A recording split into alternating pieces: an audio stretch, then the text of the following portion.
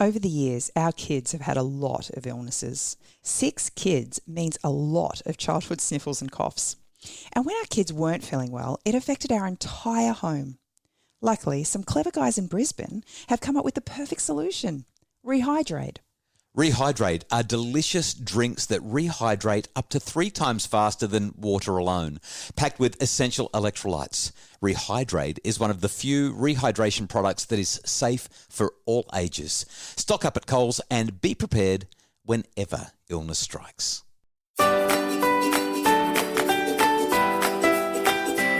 This is the Happy Families podcast with Dr. Justin Coulson. My name is Susie. Luke, my husband, is in the studio as well. We are a husband and wife radio team with 3 young boys, and this podcast is for the time-poor parent who just wants answers now. Sue said there are some questions that come through to the show that we go, they're nice questions, and there are some that really capture an emotional sense of what the person was feeling at the time when they wrote it. And this next topic we're going to deal with is one of those. Yes, it came through from Lorraine, and she said, why do 6/7-year-old girls switch from being sweet things to, I'm just going to paraphrase and say, not so sweet things? Oh, come on. She said the spawn of Satan. That's right. That's what she said. Just say it. Dr. Justin Coulson from happyfamilies.com.au. This is out of our realm. We don't have girls. We have 3 young boys. So I thought Satan was out of your also well good. out of my realm. What can we say about young girls these days? You sound like such an old person, Sue. Oh, young girls these days. Well, I've got friends with daughters, and our kids are in that early primary school age, and it seems to me that I'm constantly having the same conversation with mums of girls, and that is, why are they already so conscious of their body? They're 5 years old. And then this question from Lorraine, why do they go from being so sweet to is not? the ultimate question, why are women so complicated? Okay, great. Go for it, Justin. I've got 6 daughters and I don't know where to start. And this is such a big question. I don't think that it's necessarily the age of 6 or 7. Every child develops differently. Every child goes through different things at different times. Some parents are probably listening going, oh, my kids were fine at 6. That was the dream age. It was when they became, I don't know, 11 or 13 or 2 that things got really complicated. So it's kind of a bit of a tricky one, but I guess there's a whole handful of different things that we could look at. Let's talk about that whole body image thing, because you brought it up, Luke. I think that if we are letting our kids watch a whole heap of media, then we should not be surprised when they start trying to emulate what they see. We set an example for them as well. We're the number one example, and if we're constantly preening in the mirror, if we're spending money on our physical appearance beyond what would be considered, what's the word that I can use that's polite? We want to make sure that we look good. Yeah, we need that's appropriate. I think that we're in a society where we need to take pride in our appearance. But if we're out there and really investing significant amounts of time and money on various enhancements, and if our children are watching our example, then we're going to see changes in them. They're going to have self-worth issues because they're watching us have self-worth issues. And that's where the body image stuff comes from. Our example and what they're seeing in the media, on the TV, on the internet, and thirdly, what's happening with their friends at school and how much they're talking about it. If they're all watching those video clips and seeing the girls shake their booty and next to nothing, they're going to think that that's what a woman is for. That's how a girl should be. Other behavioural changes, look, it's kind of tricky. Sometimes there's just stuff going on in the environment. Maybe there's an upset at school or an upset in the family. You can typically bet that if a child is behaving in a challenging way, that they have got some sort of a need that is not being met. And if we can focus on meeting that need, we're going to find that things improve out of sight. Yeah. I'll give you a couple of really simple examples.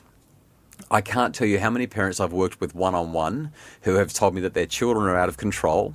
And after we've talked about things for a little bit, I've made a suggestion that, well, why don't you just go and, go camping with them for the weekend? Get rid of devices and just disappear off the grid for a weekend. And they've come back at the end of that weekend and said, my child is a different child.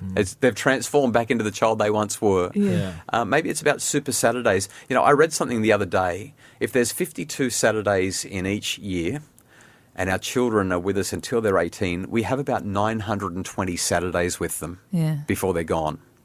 Oh, Yeah. I'll let that sink in for a sec. Yeah. You've got your kids with you for about 920 Saturdays before they're gone. Now, you're going to lose a whole bunch of those Saturdays in the first year because you've got a brand new baby that you can't do much with.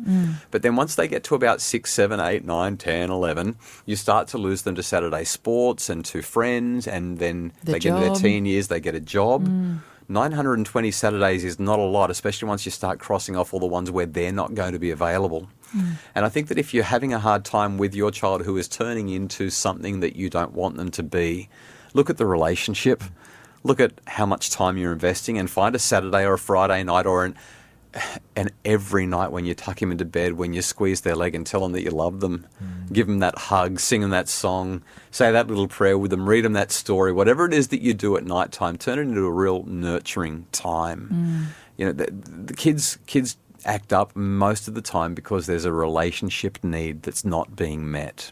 Is the Happy Families podcast with Dr. Justin Coulson as we talk about the difficult years with young girls. More next. Family life is pretty tough going sometimes. Most days are a struggle between strong-willed children and frazzled parents. And while no parent wakes up in the morning saying, "Today's the day I'm going to ruin everyone's lives," it sometimes feels like that by the end of the day. 21 Days to a Happier Family is the #1 parenting book by Dr. Justin Coulson for parents who want their kids to be better, themselves to be calmer, and their family to be happier. Now the book is also available as an online video course. In the program you'll find specific strategies to help you be at your best, evidence-based ideas to strengthen your relationship with your children, research-proven practices to improve understanding between you and your child, discipline strategies that work because they're about discipline and not punishment, and more tips to make your family happier. And as a special offer only for podcast listeners, use the code PODCAST at checkout for a massive $50 saving. 21 Days to a Happier Family, the online video course by Dr. Justin Coulson. Get it now from happyfamilies.com.au. It's the Happy Families podcast with Dr. Justin Coulson. Luke and Susie with you here also as we discuss the time when young girls turn from little princesses into the spawns of Satan. we had a experience with one of our boys recently. This isn't a girl thing, this is a boy thing, where suddenly his behaviour and his attitude just changed, and he became defiant, and he became and he started to act out with tantrums much like you would expect from a child with autism and having one of those episodes. And we were really confused by why suddenly this was happening, and we wrote down 3 different theories. One was, okay, we've got to have a look at his diet. Like, is he being amped up a little bit too much? Is he seeing some kids at school acting this way, and is he mimicking and mirroring what he's seeing with them getting attention? Are we not actually just giving him enough attention? Are we neglecting his needs in some way? So we set about making adjustments to these to see what happens, and after a few days of real defiant behaviour, we suddenly we had some good results, and we had some great time with him, and it was this weekend where it was this breakthrough, and then I realised I'm the worst researcher and scientist ever, because then on Monday everything kicked back in to this defiant behaviour. And I went, oh, okay, so is it school? I went, hang on a second. He just had a nice donut. Oh, wait, just a second. Wasn't really paying. Everything that we had as a theory just suddenly came back and went, I've got no idea as to what it is. But we've had this defiant attitude kick in, and I think we've got through it now, but we still have no idea particularly what it was that caused it. So there's 2 other really important needs that stand aside from relationships that could be doing it. So it might be a relationship at school. There could be something going on relationally. If it's not at home, it might be there. But there's also a need that we have for control of our own lives. We call it a need for autonomy. And you'll often get a lot of defiant, challenging behaviour when the kids are saying, well, hang on, all you ever do is tell me what to do. Not only is our relationship suffering, but I don't get any choice in my life. I get told what time to wake up. I get told what to wear every day. I get told what I can have for lunch. I get told what I have to do from 9 till 3. I come home and you tell me what to do for the next 4 hours until I go to bed. I don't get to choose. I mean, I don't want to romanticize it too much, but when I was a kid, I came home from school, I jumped on my bike and I rode the streets with my mate Andy, and we hung out at the park and we did dumb stuff like throwing rocks at all sorts of things that we shouldn't have thrown rocks at, and we just kind of played and hung out. And then when I was a teenager, I'd catch the bus to the beach and I'd hang out at the beach. Kids don't get to do that sort of stuff today. Yeah. They just don't. They don't have the same control. They don't have the same autonomy. We hold it all. We get a lot of defiant behaviour from that. So it could be that he just wants to wrestle some control back. And the third thing is, and I don't think that that's the case in either of, either the lady who sent us the message or in your case, but there's this other need that we have where we just want to be better at stuff. We just want to master things. And when this need for competence is frustrated, we lose motivation, our well-being drops, we become hard to handle. I mean, we've all had those days where we just don't seem to we can't figure out how to do that thing at work, or we can't figure out how to do that thing as a parent. Yeah.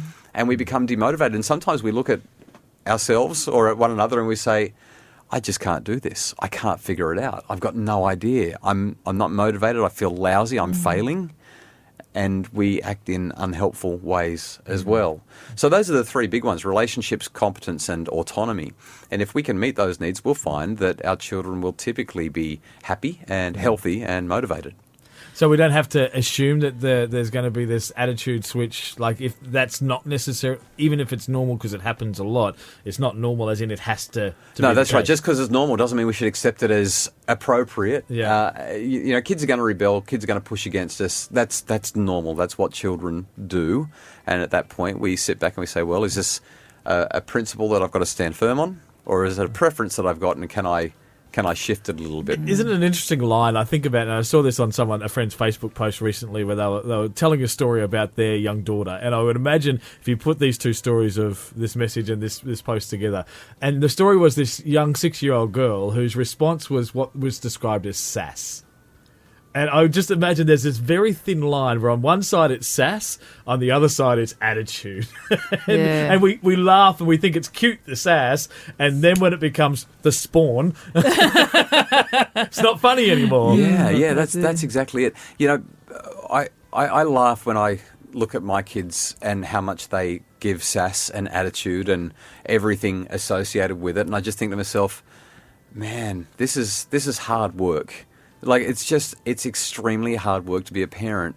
But when we stay patient, when we have the private victories within ourselves, it's incredible how empowering that feels as a parent. Absolutely. So if you've got a child who has got all of that sass, all of that attitude, all of that drama that we've described, what matters is not so much what they do, but what you do. Because if you can hold it together as a parent, you'll feel better about yourself, which means you'll do a better job with them. Yeah. Beautiful. Lorraine, we hope that answers your question a little bit when it comes to 6 to 7-year-old and your sweet little thing returns. Thanks for the question. Dr. Justin Coulson from happyfamilies.com.au. Thank you as well for addressing it. And if all that love doesn't work, just give her a donut. And hand her over to the grandparents. Right? For more info on parenting, DVDs, books, online courses, you can go to happyfamilies.com.au, or to book Justin Coulson to speak at one of your events, then go to justincoulson.com.